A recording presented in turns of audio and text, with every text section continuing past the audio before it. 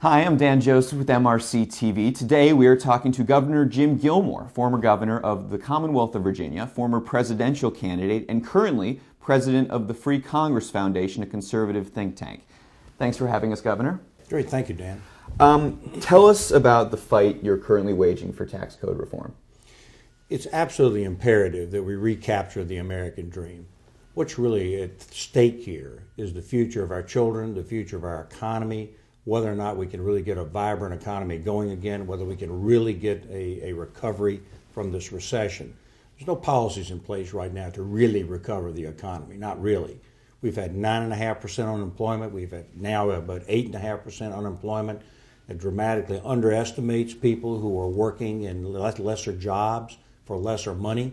There's a lot of distress out there, a lot of loss, and we have to do something to recapture opportunity for people so they can get forward and have a really good career and some confidence in the future. How would your plan promote growth? The Growth Code is a plan that we've developed over the past year working with our economists who have suggested the ways that we can actually get investment going. The problem is this, Dan. The problem, if you really look at the country today, is that you just don't have enough investment. Investment is the way that companies go forward, and they can actually create more jobs. They can actually lower the ability or the expense of production, and then that gives them the opportunity to try to capture market and to employ more people and to be more efficient. Our program does that. Number one, we think that we're not treating businesses correctly under the tax code, and that's depreciating the ability for people to grow. So let's take all businesses, small and large, put them on one tax form and charge 15%. Eliminate all the credits and deductions and buy down the rate so it's 15%. That gives us a competitive advantage over everybody else in the world and discourages people from taking jobs offshore. Number two, we should be expensing anything that's invested. We should write it off in the first year. Can you imagine how dynamic that would make the economy if you did that? Number three, you ought to take the rates in this country, make them 10, 15, and 25%. And that is a fair way of taxing people, but everybody ought to have to pay taxes. No more free riders. And then finally, eliminate double taxation in the code. And we're also proposing a $4,300 refundable tax credit for very poor people. So when they pay their taxes, they're at least getting something to offset that and to support their families. You do this, you're going to get a dynamic, explosive reaction in the American economy. Okay, well, let me ask you this, because your plan, as you said, would require everybody to pay something, so they have some skin in the game. Absolutely. Now, those who oppose this plan, particularly those on the left, are going to say, well, this plan would raise taxes on the poor and raise taxes on the middle class, and that's going to be a very powerful talking point. How do you intend to respond to that when your opponents say that? My experience is people don't want a free ride. They don't want a free ride. They don't want to be a non-taxpayer. They want to be a taxpayer because at that point they're moving forward. They've got a career. They can look at their children with some sense of dignity about their future and what they're doing to support their families. They don't care about the free ride like the left thinks they do. What they care about is the opportunity. This program creates jobs and opportunity for everybody, and it cushions the poor. They say, oh, well, you're going to be increasing taxes on the poor. Yeah, but we also have built into this the refundable tax credit to cushion them against it. So they'll get some money because of their economic situation, but they got to sacrifice some of it for taxes. But would they really be sacrificing if, in fact, they were paying taxes and just getting all of that back anyway in a refund? You said $4,300. Absolutely. And some of those people, even if they paid something in taxes, they might be getting even more back. They would. They would under this plan. Isn't that sort of the same thing as welfare? Isn't that the same thing as the earned income tax credit? We already have an earned income tax credit, but this at this point replaces all other deductions and credits. And that gives enough money in the program to buy down the rates for everybody and the entire economy and for business and for economic activity. And that's what the dynamic growth is all about. Now, under this plan, you would eliminate most deductions for everyone.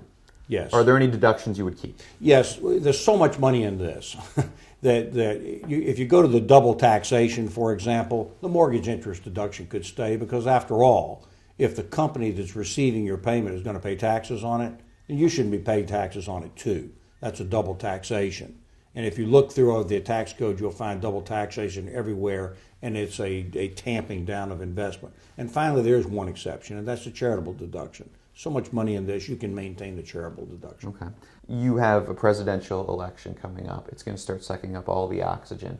How are you planning on selling this plan to the American people when all the attention is going to be focused on presidential politics? Because it's a good plan. It's been carefully thought through. We've had plenty of time. I'm not a candidate for anything, so therefore I can go off here and talk about what is really necessary.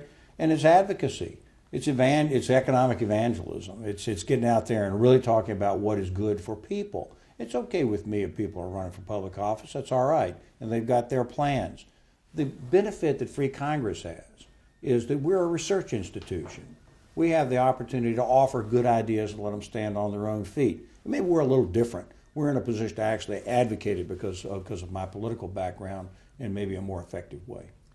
One last question. Off the topic of taxes and tax reform, you've also expressed some concern over the National Defense Authorization Act of 2012. Why does that reauthorization concern you? Because it put in language that opens the door to the question of whether or not the military can be used in the homeland. I chaired the National Commission on Homeland Security for the United States for 5 years, 3 years before the 9/11 attack and 2 years afterwards. Which you were governor during, you had to deal with the aftermath of the Pentagon being attacked. That's right, and our commission thought about this for a long time. And the real concern that we see is that terrorists may create such a sense of panic and concern and politicians afraid for their own reelection that they may go off and do some very bad policy.